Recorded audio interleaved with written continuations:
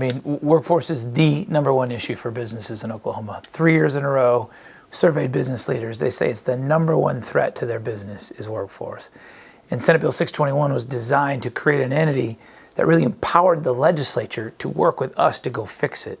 The reason we have business leaders at the top is because they need to do a better job of communicating to our career techs and our higher ed folks and our training providers what our economy needs. So that's what the whole beauty of what 621 is it creates the ability to have those conversations together around the table. And that's why we're so passionate about getting it done.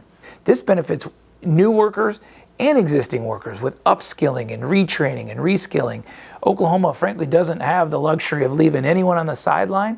And this bill and this commission's goal is to get those workers into the workforce and get them the training they need, whether they're public or private, whether they're fresh out of school or 20 years past, because it will put a focus on and an emphasis on the things that are needed in the economy and how we get them the training they need to go get those good jobs. We designed 621 after spending 2 years looking at the states that do it best. And the states that do it best have two things in common. One, they've got private sector leaders at the top, and two, it's a public-private partnership. And so that was the reason it was designed the way it is, because it works. And it works in states like Ohio and Florida and Texas and Virginia. We got to give kids a vision of where they can go with the training that's available to them.